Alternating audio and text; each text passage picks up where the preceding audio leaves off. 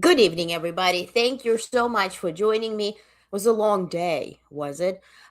So many news today, but I will refer to our newsletter that will come a bit later tonight for all the actual news of the day. Of course, very heavy day in the Indo-Pacific, also in the Middle East, and a lot of propaganda from Russia. But please read the newsletter tonight, refer to that, because today we are focusing on the year that ends and what the next year 2026 is inheriting, so to speak, right? So today we will be analyzing everything that happened in 2025 on the global scale. So we're not going to be focusing on national United States politics, but of course, and certainly most and foremost, it did have effect on the global state of affairs. And so we will be discussing that briefly, but we focus on the world, so to speak, today. And of course, everything will be based on numbers and facts, right? Of course, I'll provide context, but the main intention here is to allow you to build your own opinion. So please feel welcome to ask questions and discuss it together with me. It's not the happy-go-lucky review, right? And it's pretty clear that this will be the fact, but you will leave this session well informed. And I hope that you will make then also a bit better decisions. Now, Irene, hello, was the night before New Year's Eve, and all around the chat, not a creature was starved. Oh, but the cat. Oh, not even the cat. Well, we're here, Irene. Thank you so much for waiting. Hi, Tidy Whitey. Hello. Hi. Hello, guys. Thank you for being here. So, and let's, first and foremost, before we begin, I want just to set the tone for tonight, right? This is not going to be loud. It's not going to be a conspiracy theory, whatever, or fast, or any type of thing. So what I'm aiming to do here is to inform you, right? We're going to dive deep, but also going to zoom out and see what does it all means in context to each other in terms of countries, right? It was the year the world quietly repriced risk, right? And I do have my manual here, so deciding often without saying it out loud which conflicts would be managed, which would be tolerated, and which human cost would be, so to speak, absorbed.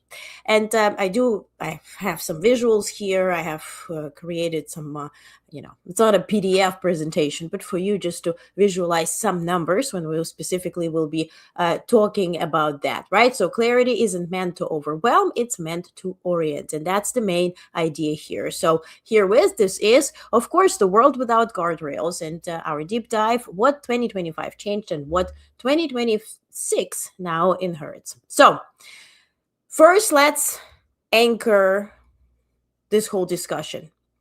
Currently, as we speak, on December 30th, 2025, we do have 61 active armed conflicts globally, the highest number since 1946. I do have a visual, so it will be a bit easier to consume here again. 61 active armed conflicts globally, the highest number since 1946. Also, we do have 11 wars that crossed the 1,000 death per year threshold. We have 117 million people forcibly displaced worldwide. Those are, of course, the refugees and IDPs. We have 300 to 306 million people now assessed as needing humanitarian assistance. 306 million people. And if you're watching this and you're not experiencing neither or, you're not part of an active armed conflict, you're not in the war that crosses the threshold, you're not forcibly displaced, nor you're seeking humanitarian assistance, count yourself lucky. because this means that roughly 1 in 26 people on Earth, on our planet, is directly affected by conflict or crisis. And this is a factual statistic, right? Some people say 63 conflict, some say 68. 61 is the most humble, and restrained estimate, right? And it's all based on those wars that have to pass a certain threshold of people dying to be qualified as an armed conflict. Now, this is not episodic instability, this is structural. And this is the problem with this, what we have here. Because this is not climate related. This is not something that is out of our control. In fact, this is all man made. We can also, discuss if climate change is man made. Certainly it is. But this here is literally people deciding to fight other people, provoked or unprovoked. But this is the idea. Now, what changed in 2025, right? Let's base this whole thing on structure and not noise. In previous decades, conflicts were more geographically isolated, right? There are some conflicts that we refer to that, are lasting yearly, decades, right? If you think about Afghanistan, it was 10 plus years. If you think about Israel-Palestine, it's very long, lasting conflict. If you think about other areas as well, right? We refer to Africa as what? Third world country, even though they have a lot of resources, but somehow it is downplayed. If you look at the map, it's also not accurately portrayed. And it's kind of very convenient for the western part of the world to keep certain areas in a state of limbo, constantly relying on their help and in being in the state of survival. But 2025 wars overlapped across regions. And this is a problem, because when you do have to, deal with one fire, that's one story. But if you're on your street, you now suddenly have 2, 3, 4, 5, then you're overwhelmed. Now, add this to the other fact that supply chains, food markets, and migration routes were hit simultaneously. And this was also by design. This was also human made, because those opposing parties decided to target civilians. Now, shocks traveled faster than diplomacy. What we see here, and if you are focused on anything UN does or anything NATO does or anything diplomacy based, we had such lack of diplomacy, a lack of tolerance, lack of empathy, lack of humanity.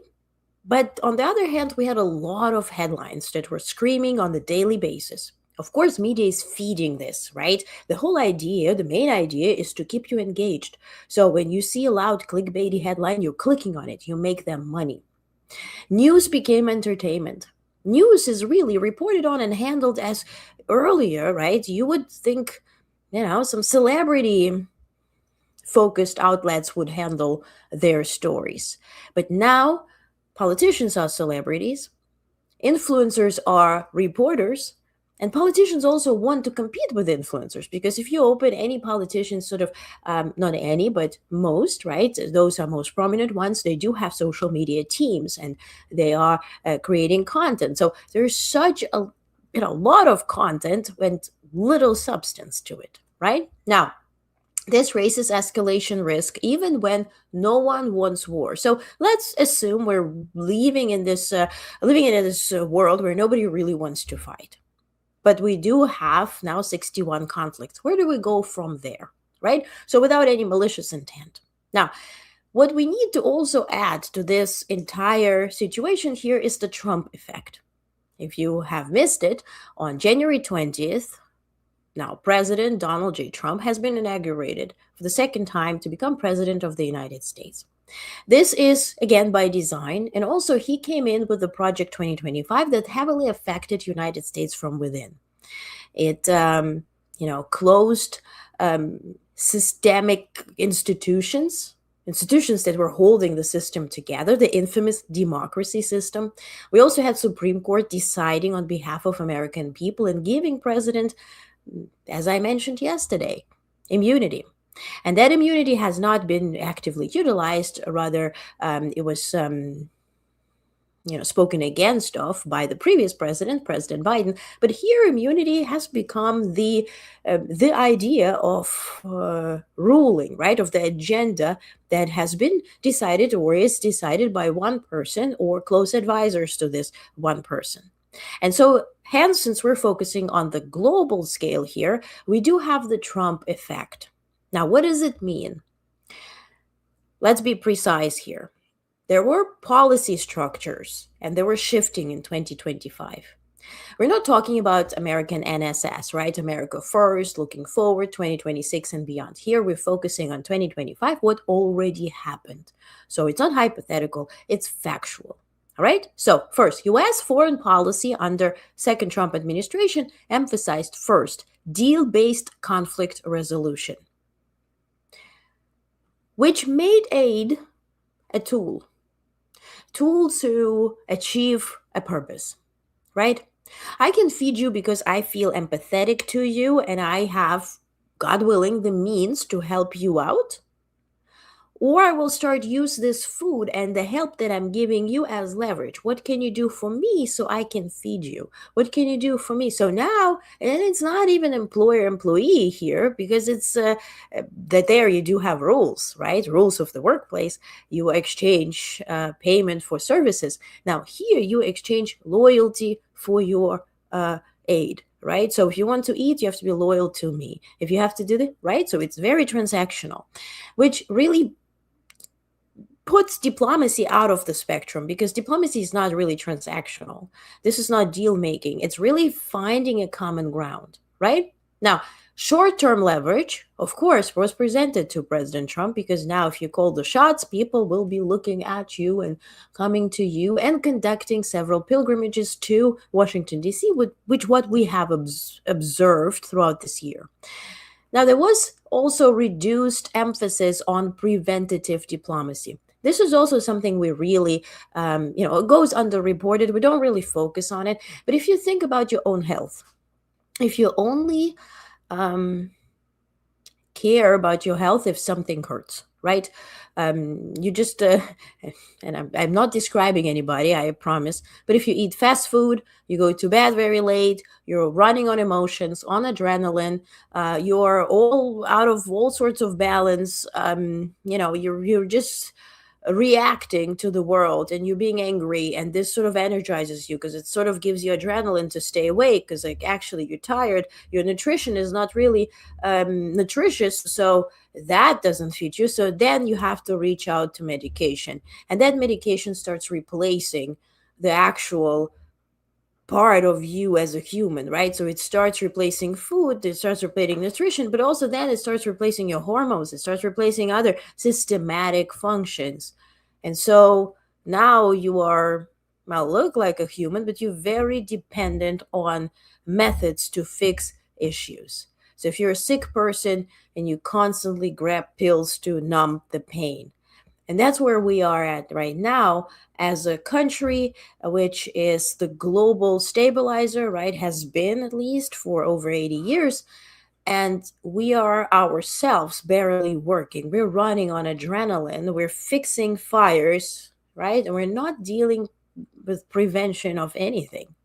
What is preventative medicine, right? If they say, well, in your family, you might have diabetes because a lot of people had that. So you have to pay attention to your nutrition. You have to consume less sugar, right? Let's deal with your diet. Also, what's your sleep schedule? What's this? So you are preventing things from happening.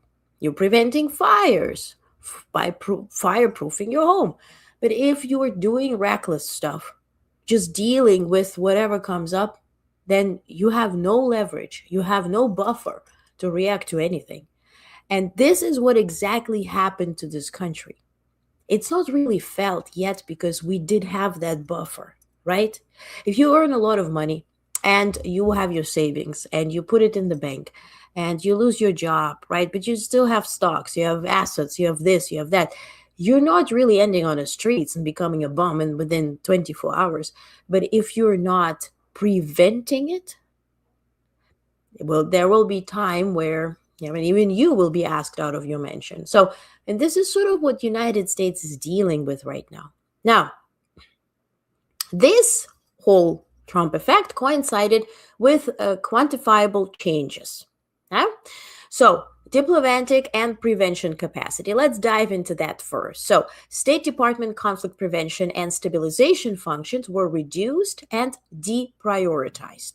This is the part where United States removed USAID or USAID, where we removed funds from having diplomatic connections, right, to countries whom we saw as allies, and they certainly saw us as ally, and they relied on us for over 80 years, right? And so we are now making it a tool for, and also some type of, a gift for loyalty, right, in exchange for loyalty. So that is deprioritized, right? And then Doge came in, and somehow Doge managed to spend more money than it saved. So, in other words, we can say it as sort of our state media says, well, Doge was not as efficient, yada, yada. Let's call the thing a thing. This is relocation of funds. If I promise you to save you money and I end up spending more money of yours and I end up way richer, that means I allocated the funds from your wallet to my wallet. So the funds, in other words, changed the owner. Obviously, the one who has access to funds decides what to do with them. So, early warning and foresight programs were scaled back in the United States or absorbed into narrow mandates, right? This is again, USAID came under the State Department, and somehow Secretary Rubio is running the USAID, he's running State Department, National Security Advisor, he's running all of it, right? Multilateral diplomacy increasingly framed as cost versus benefit, not system maintenance, right? Because if you are a world stabilizer, because you are, again, almighty, you're rich, you are the land of the free, and you're stabilizing the nasty Europe that has been fighting for decades. You're stabilizing the Middle East, you're stabilizing Africa by aiding, right? And then suddenly you say, well, whatever I was giving to you, now I have to see, is it worth it for me? And let's, I really like real life examples. Let's say you are in a relationship and your significant other, whoever this might be, you connected because you like that person, they like you, and you decide to share your future together with this person, and you build this future together, right? Of course, some might be doing more at home, the other one works more, or both are working and you are hiring help to help you, or you both are working and you both are sharing the chores or whatever, right? You are managing this. This is a household that you manage, right? It's balanced somehow. And then suddenly, one of you starts coming home and saying, I'm not going to wash the dishes because now I have to think, what are you doing for me? So I'm going to wash the dishes. Now, I'm not going to take the trash out. I have to see, how does it benefit me? See where I'm going? Now, this relationship shifts from a loving, balanced partnership into a transactional situation. Now, every time you take trash out, the other person has to give you something in return. Now, how long would you keep this type of relationship if you are on the receiving end, right? In human terms, you would think, well, is this person willing to break up with me and just tries to push me so far that I will say it and I'll say I'm out? They just push me to make that decision instead of making a decision by themselves for whatever reason, and keep, so we can both keep our dignity. Now, put that on the big scale. That's exactly what we're doing here. Now, aid and stabilization posture. So, U.S. humanitarian funding growth stalled despite rising need. As I mentioned, we have 61 armed conflicts, way more than from 1946, the biggest number. So, we need more aid, but we are now reducing it. And whatever we're giving has to serve us first. Some aid allocations became explicit bargaining tools in negotiations. Now, why this matters? Preventative diplomacy doesn't make headlines, but removing it increases the chances that, first, conflicts are addressed late Escalation happens by accident. Humanitarian systems are overwhelmed before politics reacts. So 2025 showed us that clearly, right? And now let's talk about humanitarian aid collapse, because there we need to check the numbers. We talk about, well, USAID or USAID has been removed. We did this, we did that. There was executive order by removing this, executive order that. But what does it really mean in numbers? So that's exactly what it means. So, UN humanitarian appeal for 2025 was $47 billion. So, UN comes up by the end of the year with the budget based not what UN wants, right? And the breakfast they want to get served, or, to maintain headquarters. They evaluate, right, based on NGOs and other people's happen, analysts and their own people on the ground. What conflicts shall we address? What do we need for this budget? They don't go overboard. They actually keep it minimal. So their ask for this year was 47 billion. The funding they received is 38%, 38 to 40% of it. Now, UN appeal for 2026, since US pulled out, and other countries followed US example, is 23 billion, almost half the previous request. Now, target population dropped, right? Target population, to explain, is whom we want to help, whom we need to help. It dropped from 180 million people who need help, whom we helping, to 87 million people. From 180 million people, as you see here, to 87. So you have around 100 million people not receiving aid, not just because the need declined, but because capacity collapsed. So we decided that around 100 million people, what they call it, have to absorb the cost, meaning die. So this is not efficiency, this is torture. If you come up with another word, please tell me. Now, consequence, of course. Entire crises quietly deprioritized. Food rations cut, health programs suspended, protection services reduced. Humanitarian aid is no longer a safety net, it is a scarce resource. Now, I want to show you the other side of the coin. It wouldn't be me if I wouldn't come here with the facts and a slam bam ma'am. Now, the other side of 2025 is that this year produced the biggest wealth concentration. By the numbers. Before we move on, right, there's one structural shift from 2025 that we need to name because it shapes everything we just talked about. It's money. While conflict prevention budgets were shrinking and humanitarian systems were being forced into this type of limbo, global billionaire wealth surged. Right? And here are the numbers. So, according to Forbes, the global billionaire population grew to over 3,000 people in 2025, up from roughly 2,780. Right? So, we added around 220 billionaires this year, right? Alone. Their combined wealth is estimated at about $16 trillion. That is not incremental growth, that's historic concentration. Now, zoom in. Last sentence on this slide. The 10 richest billionaires alone added an estimated $700 billion in net worth in a single year. This is not what they own. They just added it. In the United States alone, the top 10 billionaires added roughly 680 to 700 billion combined, driven largely by tech and AI related stock gains. So let me pause here. Which country pulled money out, deciding that 100 million people have to starve themselves? Which country? The one that produced 10 people who added to their wealth 700 billion with a B. UN asked for what, 47 billion? And received 38%?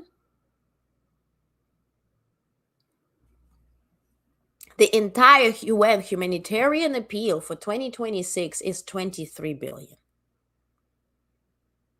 That's less than 4% of what just this 10 people added to their net worth this year. Less than 4%. And the UN had to cut the number of people it plans to help by more than half. You saw it. Not because need fell, because funding fell. It's not a moral argument here. It's not a moral argument when you hear, well, is UN needed, this and that.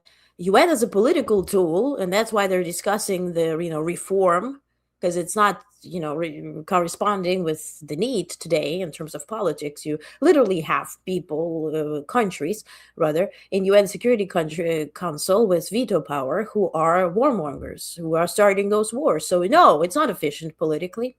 But on the humanitarian aid side, if you say UN is inefficient, what are you replacing it with?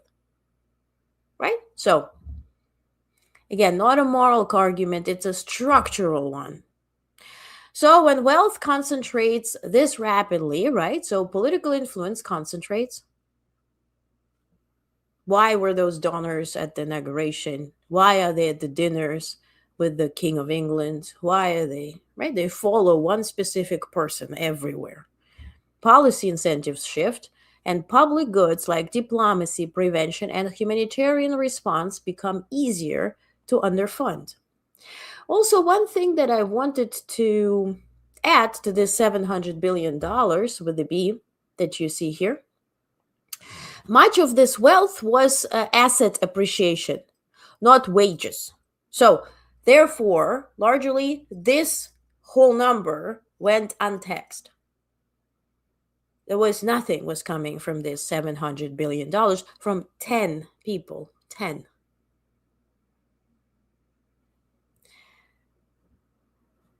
Hundreds of billions of dollars gained while public systems contracted.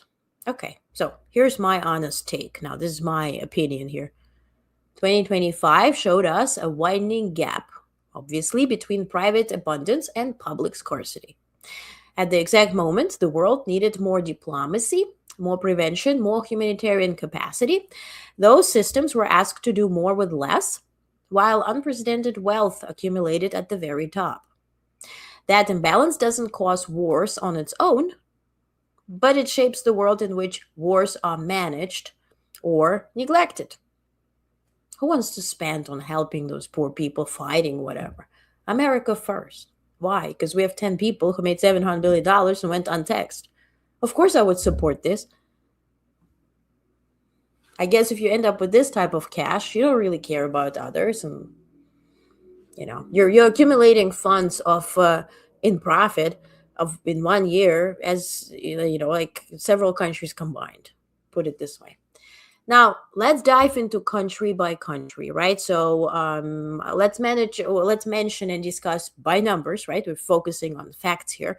The main conflicts that sort of are in the news, maybe not really reported. We're not focusing, obviously, on all 61. I would like first to start, obviously, with Ukraine. Here are the numbers of this year, 2025. So Ukraine is no longer fighting for momentum, it's fighting for endurance. Now, numbers. 5.7 million refugees are currently abroad. 3.7 million internally displaced. 2,311 civilians killed this year alone.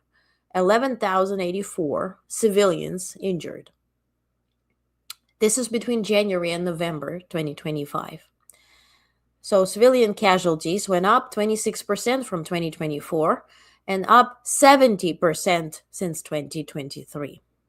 Now, why this matters, a frozen front doesn't mean reduced harm, right? And even if the front line is not moving much, those drones, right?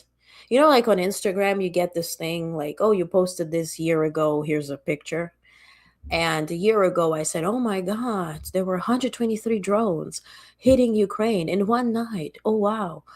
Well, 2 days ago was 500 drones. And what Russia managed is to relocate their production of drones from Iran to them.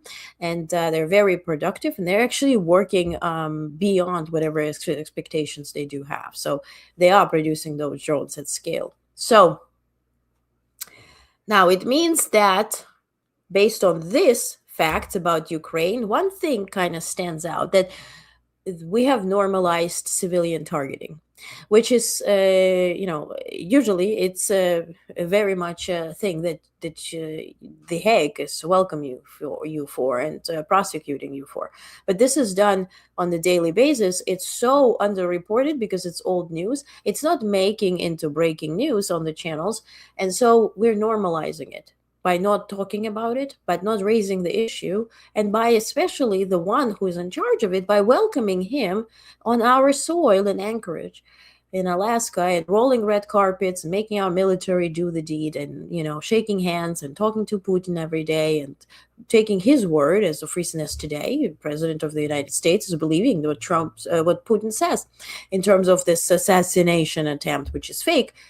More on that, by the way. All the fact checks on that are in tonight's newsletter by the Institute for Study of War and everybody else. But others use this. United States endorsed, well, they condemned Ukrainian attack, which is completely made up, and UAE condemned that too. They're aligning, right?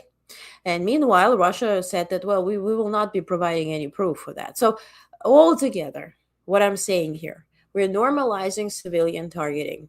When around 3,000 people died and around 11,000 people are injured, and those are kids who are losing limbs, and Russia, as recent as yesterday, opened a theater on top of a theater that they bombed with children in it in Mariupol. 3 years later, they built a theater, and then they're dancing in it. I posted the video. They do a party on top of those graveyards.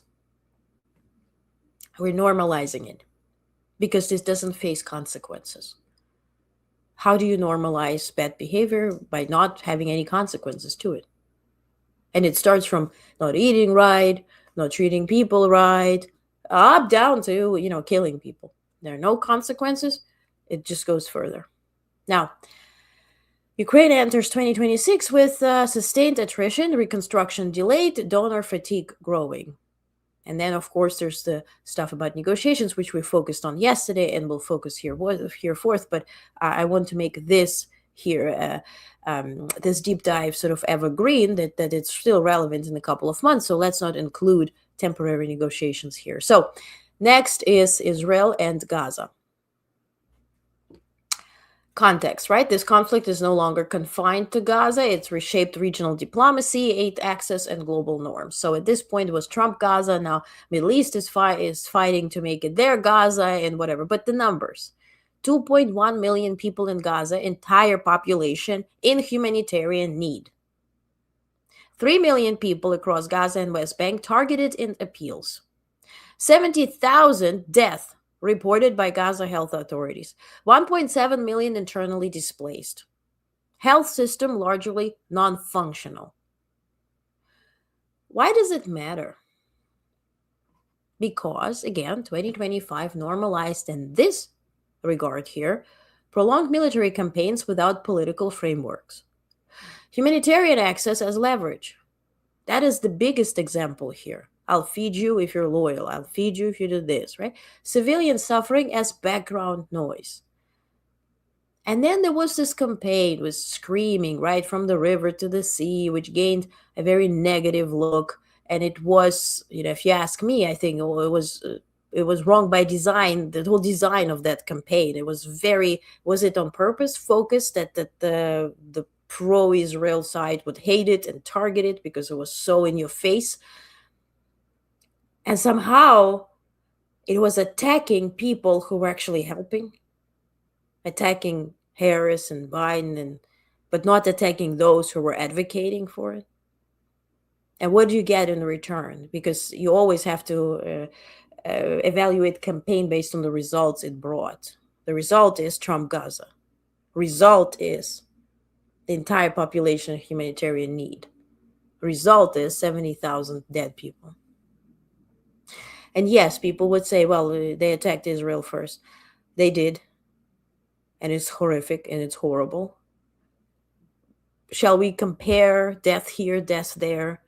Is it relevant? I'm of the opinion if one person is dead, this is horrible. I don't see this as statistics. Will this continue? How will it be resolved? It seems to be that it's not being resolved, it's being monetized. And Ukraine is also being monetized. And as you will see here, every single conflict is monetized because we are transactional and because we were the ones managing everything.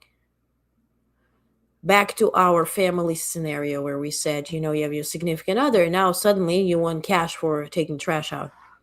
We were the one who was feeding the whole family. We were the earner, right? In that constellation. And now we evaluate our significant other based on everything they do and be like, shall I keep you or shall I not? Huh, I'm making all the money here. I'm not going to give you enough. But it's not funny because we're dealing with life or death scenarios here. So, this conflict now conditions how future wars are fought. And Israel and Gaza and that entire situation in West Bank will be the basis for further conflict. Same as Ukraine will become the fundamental basis of next conflicts. Now, what makes Ukraine conflict, well, this war, inexplicably horrible politically, because that happens in the heart of Europe. This is not some wild, wild west where you're supposed to. This is part where NATO is right there. Poland is in NATO. It happens right by the border. And they're not fixing it, not doing anything. I mean, I don't know, what are we pretending to do? I love diplomacy, but producing statements that are meh at best is not diplomacy, it's complacency. And again, what we see here with Gaza, with Ukraine, with all the conflicts we're going to discuss in a second, lack of consequences encourages maliciously intended people to continue and progress. So, next conflict, Sudan. It's a state collapse in real time. And Sudan is not just a civil war. It's collapse of governance, food systems, and civilian protection simultaneously in numbers. 11.8 to 12 million displaced. 4.3 million refugees outside the country. 21.2 million acutely food insecure. 375,000 people in famine-like conditions. It even made on this IPC phase 5. That's, they count days you go without food and it goes by levels. This is the largest humanitarian catastrophe in the world and among the least politically prioritized. Access restrictions mean death tolls are undercounted. Whatever numbers you see here is, not even worth mentioning in terms of the death toll because it's not counted. Nobody's getting in there. 21.2 million people hungry? Meanwhile, we focused on Ozempic. I know it has the best if you are using it medically, and I'm all for it. But we also have, this is an annual review. I'm US-based. Maybe you are based in a country that is not a third world country. And then think on our behavior. We choose what's best, what's this, what's that. Shall I not? Oh, I need to lose weight. I need to go on a diet. Maybe not. Maybe. They don't have these problems at all. They have a problem of survival. And we don't talk about it. And if you're a media person, heck, if you're an influencer, influence.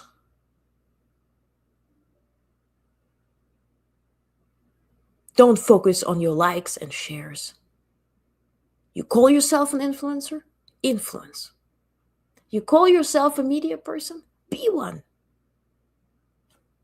Supposed to inform people. You're an analyst? Analyze. Why? Is this new? No.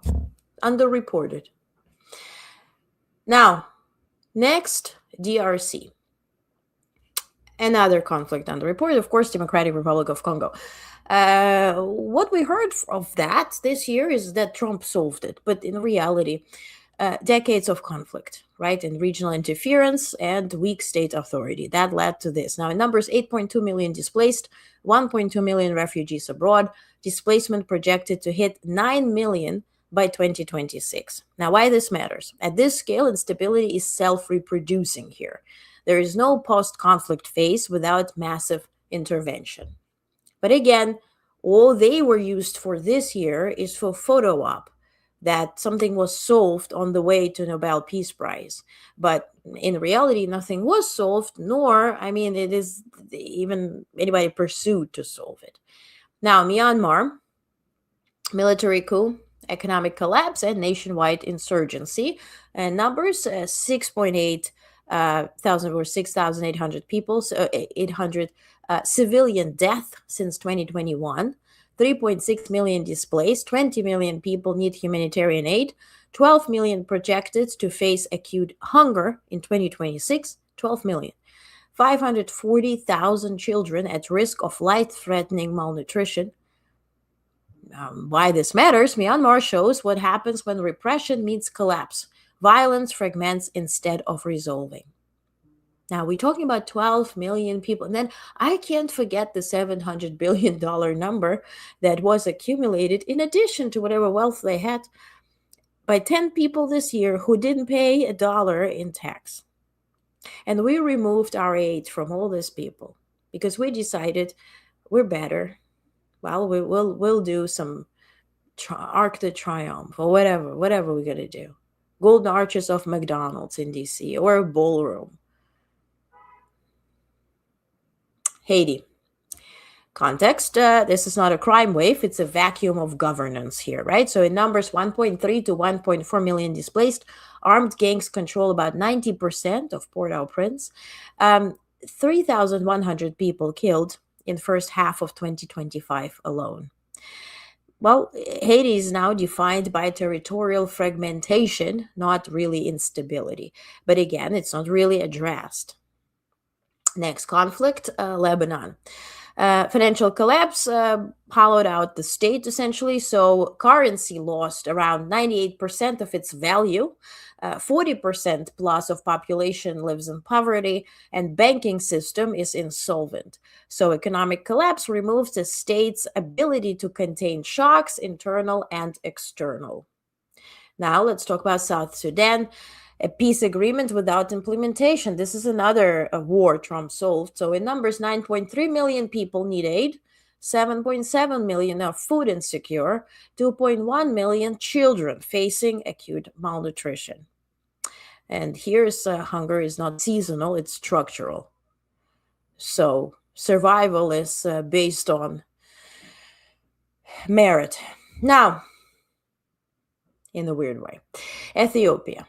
This is a system overload here. So conflict, climate shocks, displacement intersect. In numbers, 3.3 million are internally displaced, 10.5 million people targeted for aid, and 8 million children included. Now, Sahel. Hope I pronounced it correctly. There's a coup, jihadist expansion, and Western disengagement. In numbers, 2+ million people are displaced in Burkina Faso alone. Humanitarian response is around 30% funded. So 70% is weirdly underfunded.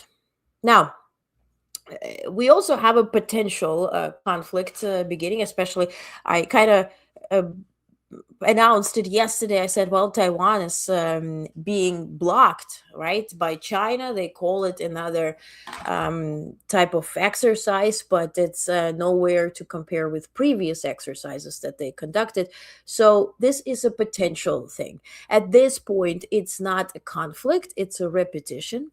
But, there's strategic signaling and deterrence testing, essentially what happens, right? And who is going to align with Taiwan, who's going to bail on them and whatnot. So let's just see what happened today, right? So 130 Chinese aircraft were detected in 24 hours. 90 crossed median line, so they crossed into Taiwan space. Now, 40 naval vessels were involved. Live fire missile drills were conducted. 900 plus civilian flights were disrupted. For, all of that obviously followed $11.1 billion allocated by United States for the arms package to Taiwan, which, by the way, wasn't even, it did not arrive yet. I mean, today we allocated around $8 billion for F-15 for Israel, for instance.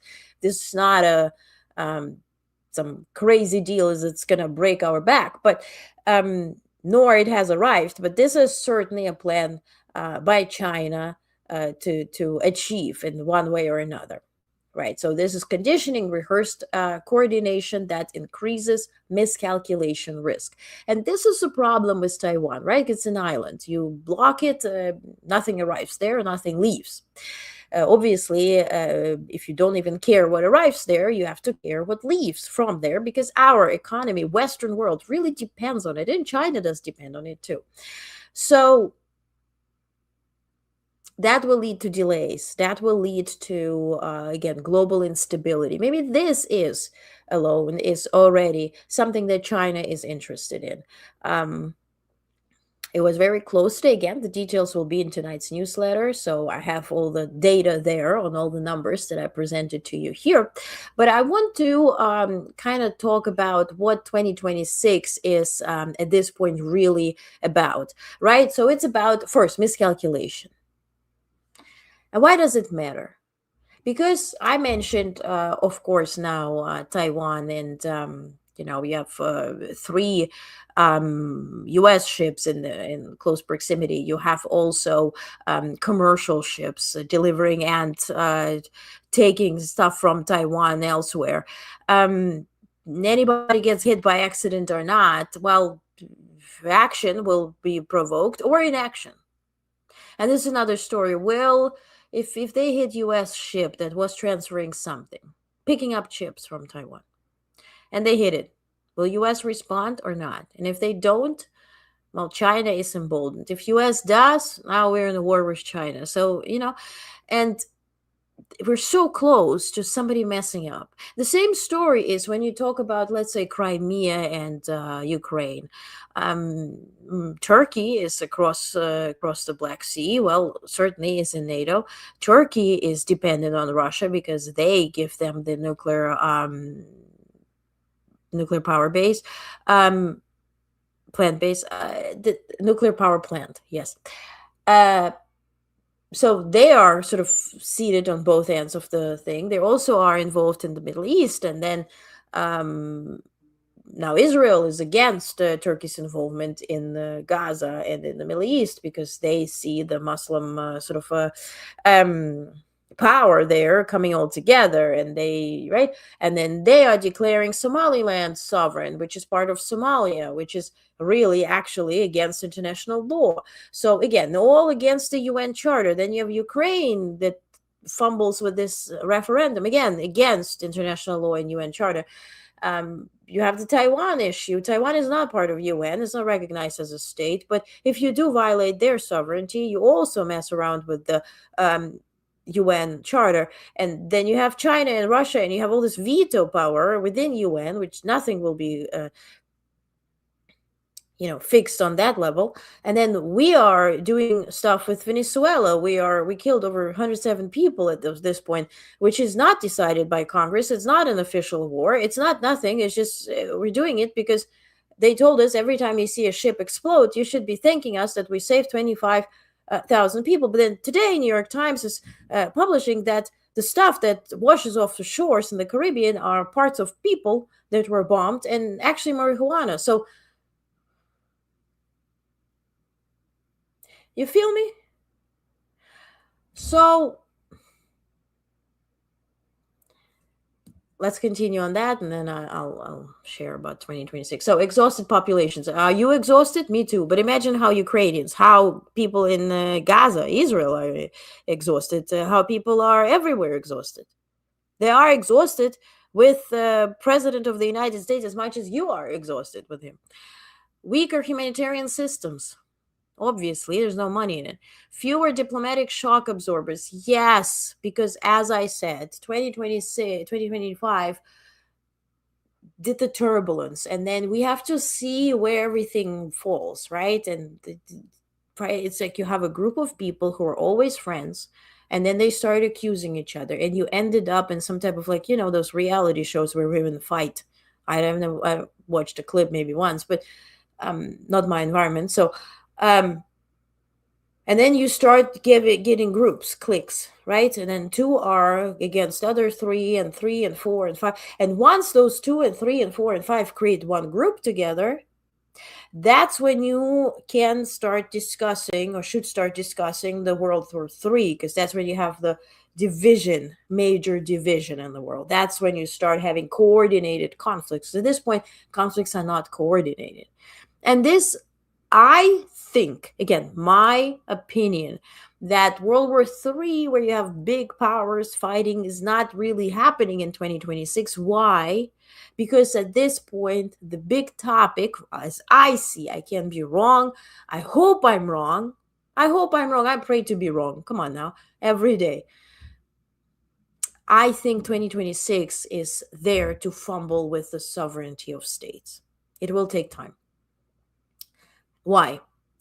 Not because Ukraine can't do referendum, but I did a deep dive. It'll take them about a year to ratify it. The problem here, and the key here, if you read my interview with Italy's ambassador to UN, Maurizio Massari, 40-year plus career in diplomacy. He has been, ambassador, of course, to the EU and UN and other places, and you can read the interview and learn all about him. But what he said is, the point is, whatever deal is achieved, and this was in reference to Ukraine, who will ratify it? Will your UN ratify it?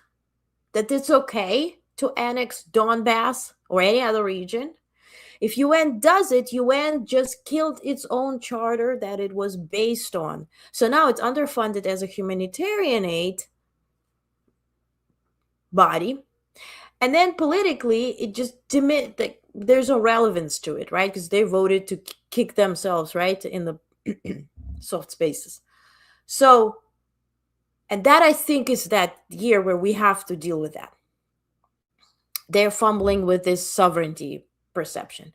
If this is ratified somewhere, if this is recognized everywhere, right? Somaliland. Oh, that's recognized as a state. Oh, people were suffering. Somalia wasn't good to them. Okay, great. Well, we can discuss it. Well, what stops us from discussing, let's ratify Texas as a separate state? Let's put California as a separate state. Let's put Florida as a separate state. Let's put that to referendum. And especially if we're voting online using an app where stuff can be fumbled with, well, that could be a very fun situation, right? So you see where I'm going? This year is where it really, either we stand up and say, heck no, sovereignty matters, rules matter, rules-based order matters, international law matters, billionaires have to pay goddamn tax, we have the rules in Europe with the internet, let's stay, let's not bow down to whatever Washington DC wants. We're standing up for our rights, and we're demanding the leaders whom we elected, and I'm talking to you, Europe. You elected those people. Demand them. Demand from them what they promised. Demand them to safeguard what they promised to safeguard. Because I don't know about you, but every single time I attend any type of inauguration, every time they put a hand on the Bible, or whatever book of your choosing, you always you're sworn in to protect and defend the constitution of your state. I've never seen a country whose constitution says, I will be sovereign as long as it works, but we're just gonna fall apart if that is profitable. Huh? Show me one country that has this. Sovereignty is what makes a country a country. The perimeter of your apartment, your building, your wherever you live, is your proximity. It's your home. It's the sovereignty that you have. That's what makes your home home. Your home. Not everybody's home.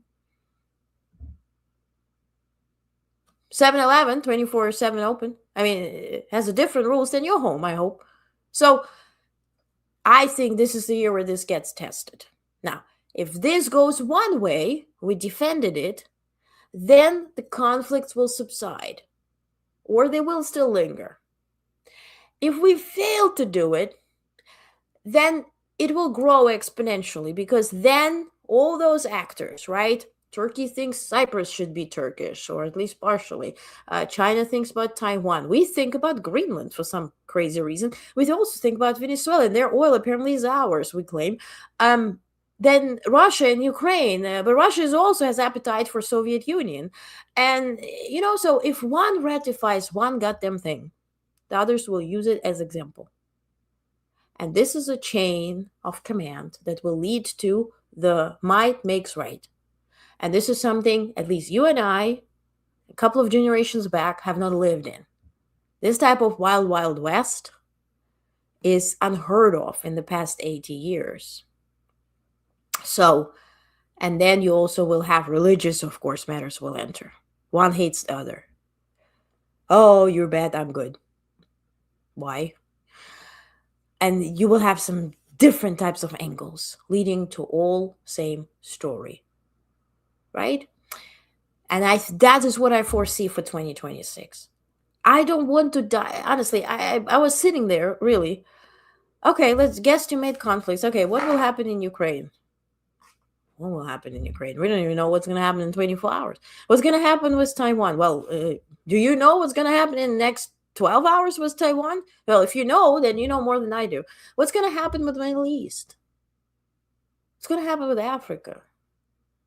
Somaliland, right? Is it going to end up with Israel? Is it going to end up with America? Is it going to end up maybe with China? Or is it going to be with Somalia, the way it's at least legally supposed to be? So I don't want to guesstimate. It would be dumb. It would be irresponsible. So what I foresee is this year to be the test of character. And here's where you come in. Your character matters because you live in a democracy, so your voice has to be heard. Even if you don't have an election here, you'll have to make sure your voice is heard. And voices accumulate. Even don't think about followers and likes and whatever. It means that if we all speak in one voice, if we protect rules, if we protect humanity, protect international law, we protect what actually protects us. If you invest in your immune system, it will protect you from flu and COVID, whatever. Choose a thing. It will protect you. You still will get diseases, but you'll survive them. I'm not going to get into immunization. I'm for it, but maybe you're different. Not the topic of the day. But if you invest in protection, it will protect you. Period. End of story. You have to make sure your voice is heard. Which leads me to something I completely forgot to mention yesterday because I'm this, When I mentioned that I had the interview with Ambassador Masari, if you read this interview, he mentioned that I said, what makes UN special or New York special? And he said, this is a place where you can hear what the world thinks. If you know, I worked for UN. I cover UN. I attended a bunch of diplomatic meetings with UN. And I can tell you for a fact that even if you think about General Assembly, UNGA, right? They come in to speak. They have a written speech. They come in, they deliver the speech, they run to another meeting, another meeting, another meeting, another meeting, another meeting. Out of 193 recognized sovereign states, bunch of them don't even speak on their behalf. They speak as a union because they're so small, nobody listens to them. And you know what happens then? Then China or Russia builds a military base on that little island because that little island never had a voice. It works as a group of islands, but it actually counts as separate voices. So I was thinking, what UN does, it sees a place as and it's not about UN, it's because everybody's gathered in one city and I'm in that goddamn city. Feel me? So it's a place where everybody comes in to speak, to voice their mind, but they're not listening. And to what he said, this is a place where you can hear what the world thinks. I want to play my part and ensure that we hear what they say. So I kicked off a project. I called it, well, you wait for it, 193, because that's the number of countries. And I'm interviewing every single ambassador of that country. Small, large, democratic, autocratic, corrupt, bad, worse, the other, all of them. Not to fact check them, or scream in their face, or voice my opinion, or tell them I like them or I don't like them, to hear what they have to say. And this all comes as a project, 193 voices. I'll try to do it in a year, but it's 193 interviews. It will be long. It will be consistent. I have 3 interviews in January already. It obviously has to go through all those circles. It's the senior diplomatic representation, ambassador of a country. Of course, it goes through all those fact checks and all.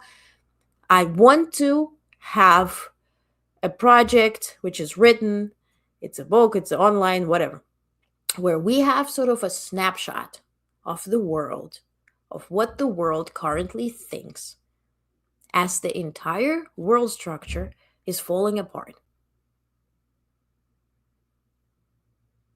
If you could interview, the citizens of Pompeii, right, before they all perished, what happened there? Because I feel that when we hear what small, big, large nations have to say, we will see the actual picture. I want to hear them. And they weirdly want to speak. Because my first interview I didn't combat anybody. I wasn't paraphrasing. I wasn't adding angles. I actually said, is that what you actually mean? Yes. Put it simple. Let's not do diplomatic blah, blah, blah. Simple. What's black? What's white? What's gray? What's this? What matters to you? What are you interested in? What are you this? Not bad-mouthing anybody. What's your point here? And I put it up, and they saw that I do diligent work. I don't, have malicious intent, and they trust it. And so this will progress. For that reason, I created 193, circle or club or whatever. If you're interested, obviously this is a very closed, I'm interviewing ambassadors. So it's not going to be like out there until it's done. So if you're interested to hear about it, there will be an audio journal where you hear my opinion. My opinion is completely out of those conversations, but if you want to hear my opinion and my take on that conversation, what was said, maybe off the record, if you want to hear more about it, you want to be part of it, this is the annual supporter thing I created. I opened the thing to sign up till I think January 5th or whatever. It's very short. If you want to hear and be part of it and support it, please join. I'll put a link in comments. You can get on the website and read it. I'm not advertising it. This is not sales. This is not fundraiser. This is not nothing. If you're interested in being, knowing that information as I proceed and support it, please join. If this is not of an interest to you, God bless you. Newsletters, everything has open access, and this things as well. If you were a YouTube subscriber, you can quit that, come and support and be part of that circle. I'm not really, running here some type of campaigns on YouTube. So the deep dives are there. The UN, the 193 voice journal or whatever, it will be like a closed podcast thing, just because I can't spread this information as we go, this part of the conversation. So if you want to be part of it, please do. And in 2026, what I can promise you, I don't know what the world will be like, what will be happening. I don't foresee that. What I foresee is that I will report on it factually. I'll dive deep. I'll ask questions. I will not be provoking anybody. I will be fact-checking. I will be polite, and I'll be straightforward. This is what I promise. And you'll see me live next on the 2nd, since 31st. I'm not really on Times Square tomorrow. And the first inauguration with the new mayor. So I'll report on that, but I'll be live on Friday. So Monday through Thursday, we'll be live with actual news on 6 p.m., 6-ish, because I sometimes just run out of time. And Fridays is deep dives. Once a month, we're meeting on Google Meet, if you're part of that supporter group or you're part of the YouTube thing. So That's where you can ask questions off the record and we can have a discussion. None of that is recorded, so it's safe and private. But as I do this project, I just have to be safe with what I share as we go, because you know that matters. And if you're from, so obviously from one of those 193 countries, you can forward questions that you want me to ask your ambassador. So for that reason, you want to be part of that group, please be. I'd be very grateful. And we're starting as soon as January 2nd with that and proceeding. So, and that's it. Let me check out the picture returns. Oh, behind. Okay. Bars not in hell. The bar is hell. 700 billion, 10 people, not text either, right? Those billionaire numbers are mind blowing, just Lindy. Yes, absolutely. The food insecurity reminds me about USAID. Yes, Stephen, absolutely. Mr. Big reposted. Thank you. Blessed New Year to all. Exactly. And that's with Steven, like but I watch so many videos like, and that's the 2025 comes to an end, and they put like funny pictures. That's how 2025 comes to an end. I'll see you in the new year. Please give yourself a break. It is a celebration after all. I'll be focused tomorrow to ensure 193 nations are ringing into New Year. I'll put videos of every single nation ringing, which kicks off our big project there. Nobody has ever done it, and I feel that I can. So we'll do it.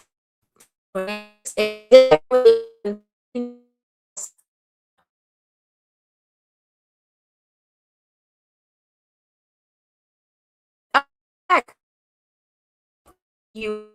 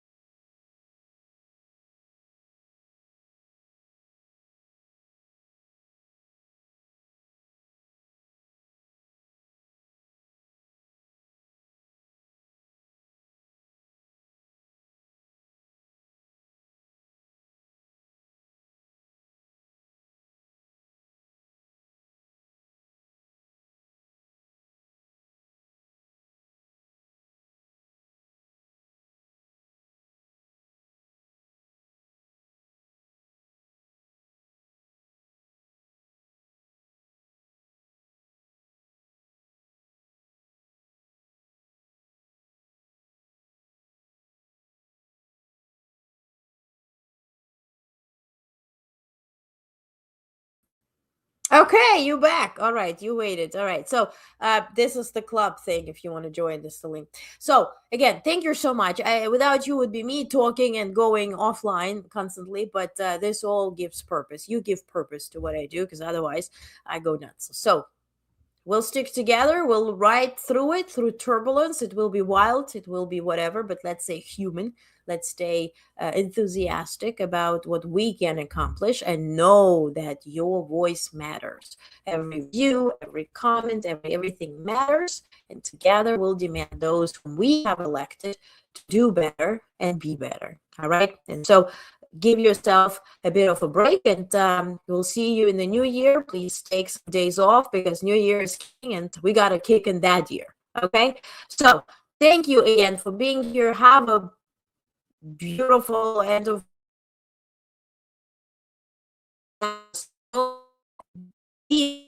from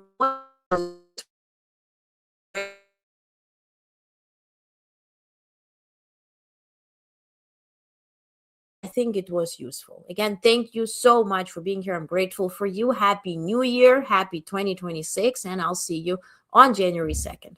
Have a good one.